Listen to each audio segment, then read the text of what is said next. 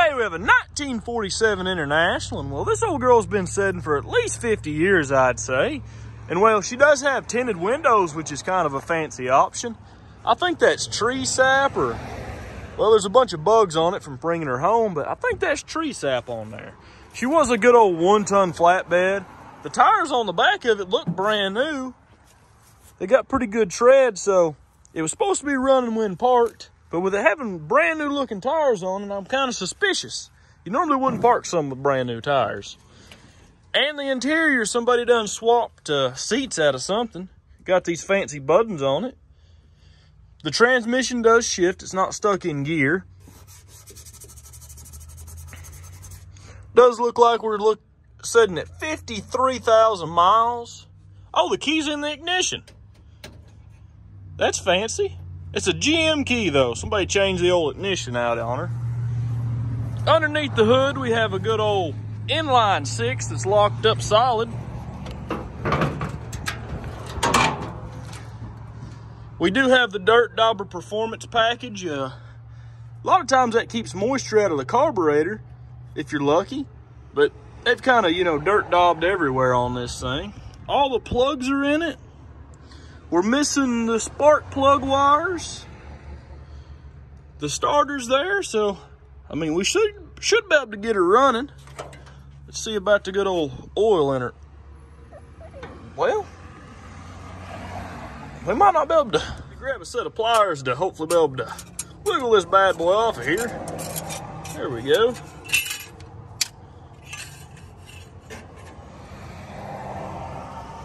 She does have oil on her, but she's about halfway empty. At least she's got oil in her. Well, we're going to pressure wash this off, then get them plugs out of there and get her soaking. We'll probably have to pull the head off once we get her rolling. I'm sure some valves are stuck. No antifreeze in her. But we'll pressure wash her off instead of trying to shop vac her, because it's going to be real hard to get all that dirt out from around them plugs. And well, she's got a lot of dirt dauber nest on her.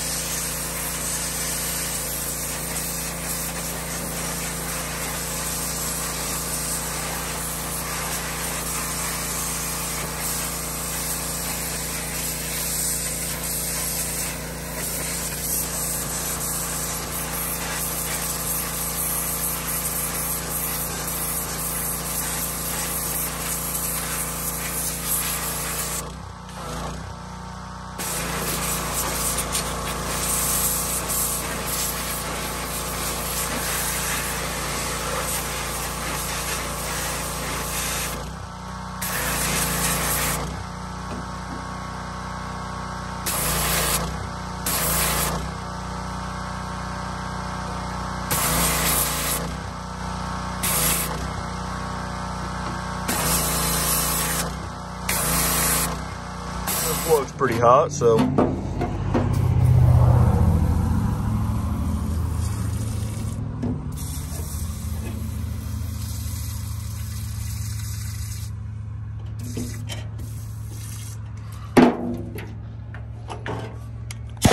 try not to set all this on fire though.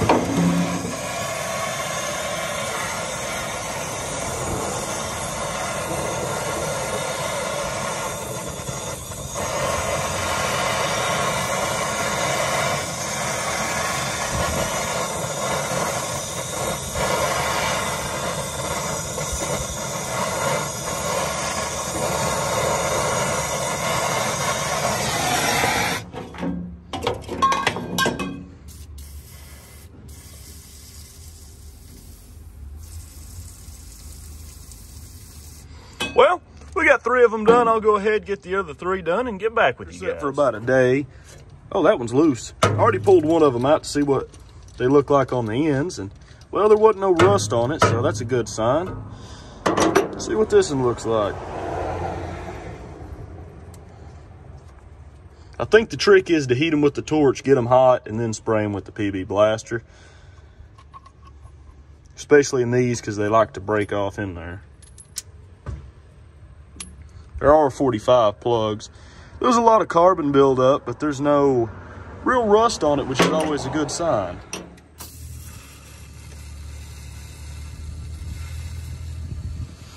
Now we fill all the cylinders with some PB Blaster, and we may come back in here with some transmission acetone and some other stuff mixed up just to make sure she comes undone.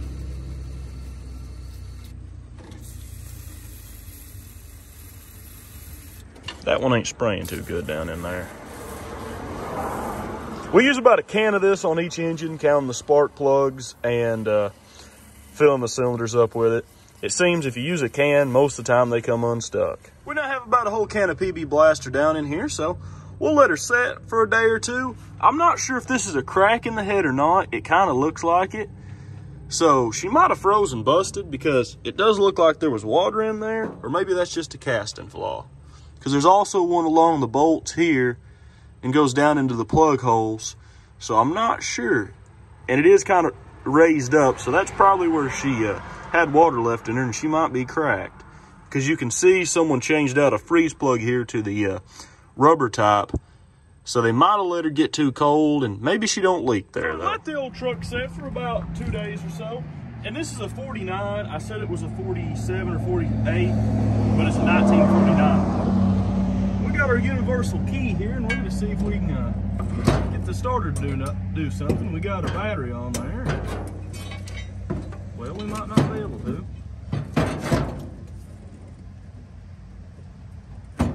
Oh. She is still stuck.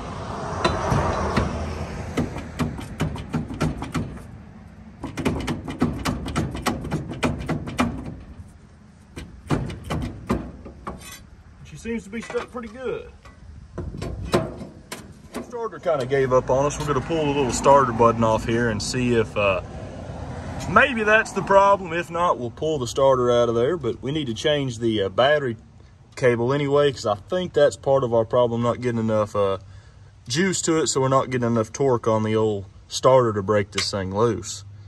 We may have to either put it in gear and try pulling it, or jack it up and put a pipe wrench on the drive shaft, because that seems to work sometimes. Well, we got that screw out of there. We had to beat on it with a hammer, and this stuff right here is what's holding us up. All this stuff has cracked, and it was blocking the starter button off, but we will still clean all this up and sand it so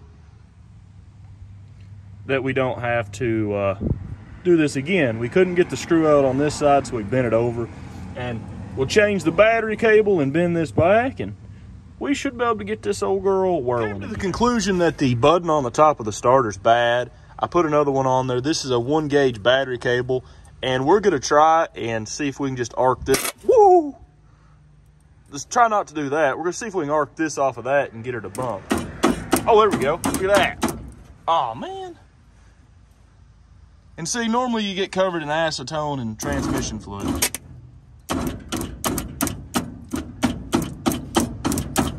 Come on.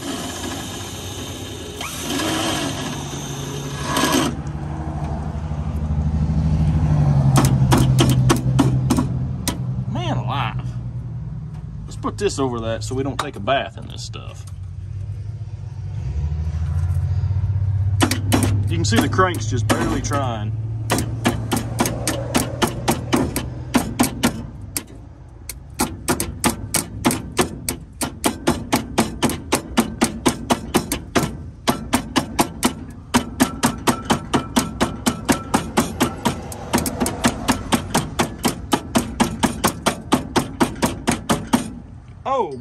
Oh no.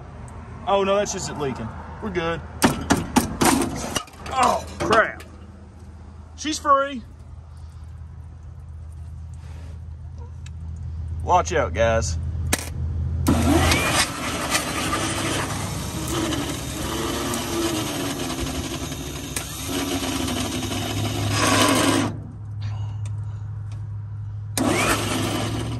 She's loose.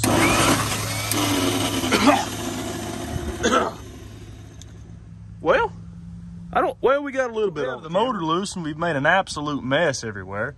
When we was turning it over, I thought it was coming out of the head gasket, but it was just pushing so much out of that cylinder. And, well, we're going to throw all these tools on the ground and wash them off here in a minute. Probably should have moved them before we, you know, tried whirling her over.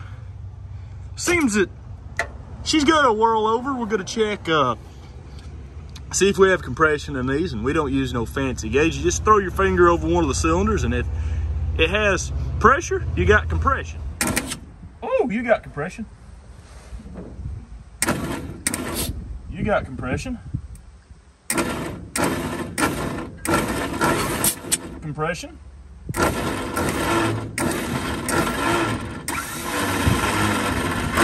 Good.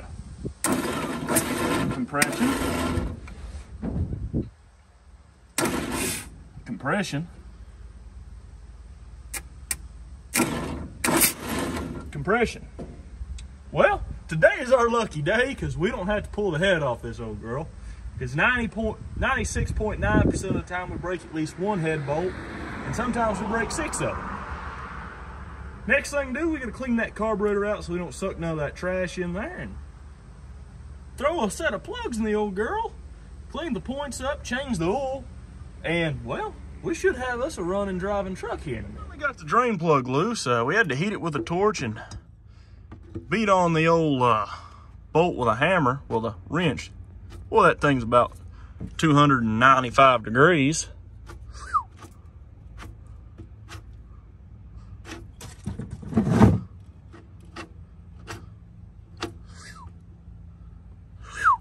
The oil's even hot in there. Whew! That'll scald you.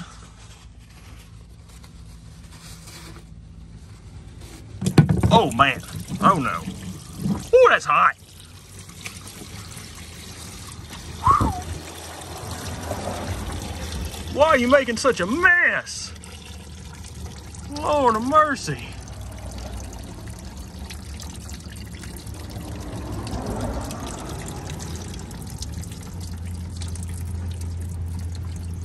That's just straight acetone there. Woo. Today's oil is some Parts Master 1030. It's the cheapest stuff the parts store down the road sells.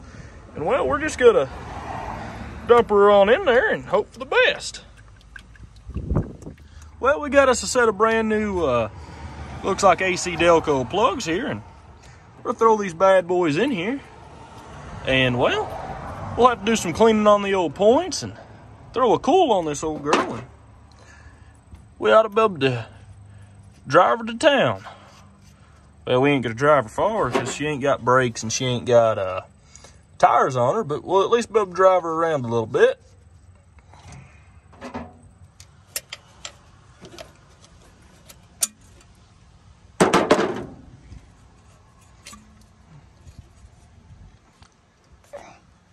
Well then, we might have to give it a little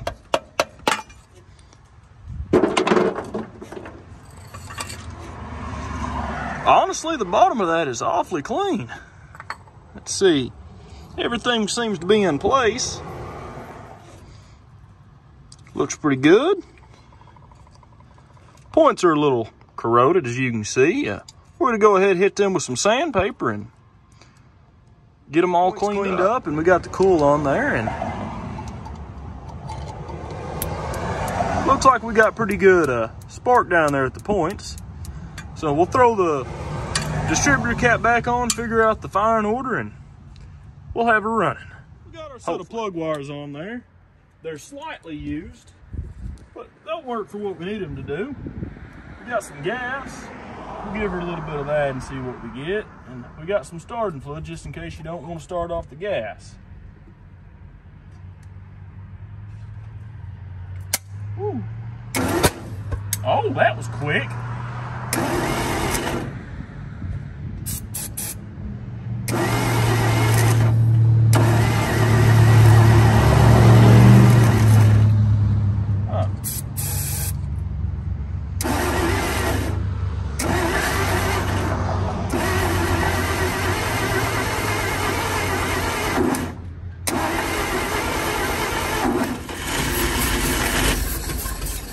Come on, stay running.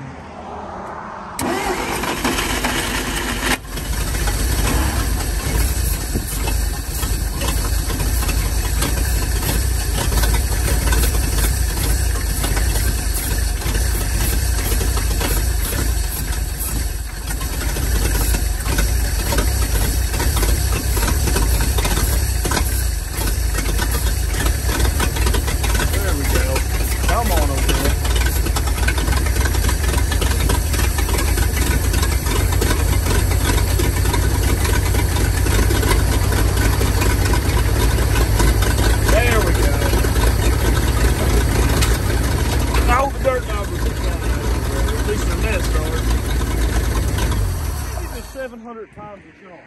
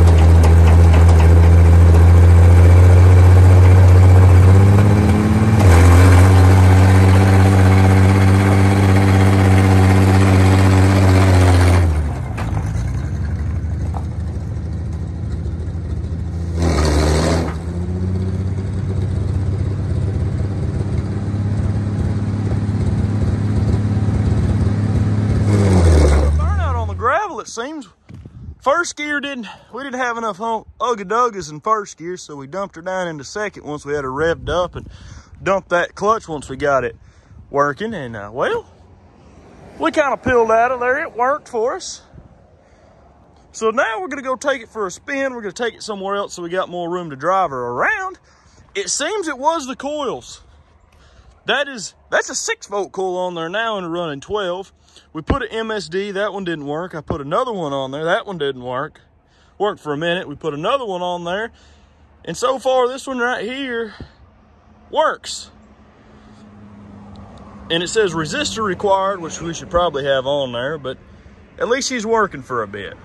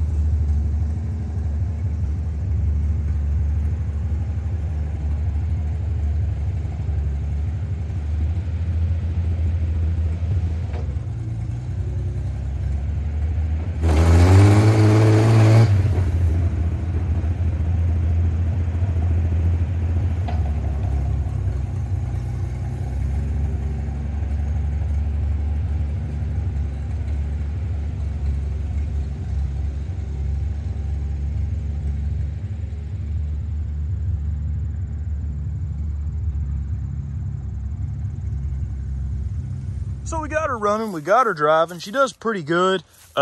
She's pretty peppy. I mean, you can jam her down into third gear and she'll get going, second gear, and she'll get going pretty good and spin the tires. But she runs, we got her driving. We didn't drive her a whole lot or real far because the radiator leaks like a screen door. I'm not exactly sure what's up with that. We didn't really look into it. It's supposed to be below freezing here pretty soon, so we'll just leave it like that and we'll fix it later. But she runs, drives pretty good. We got her running and driving after 50-something years, and well, she does pretty good. She's a nice old truck. If this tire wasn't flat and off the rim, it'd do a whole lot better. But thank you guys for watching. We got a lot more cool videos and cool Will It Runs coming. And please consider maybe leaving a like, comment, or subscribing. See you in the next video.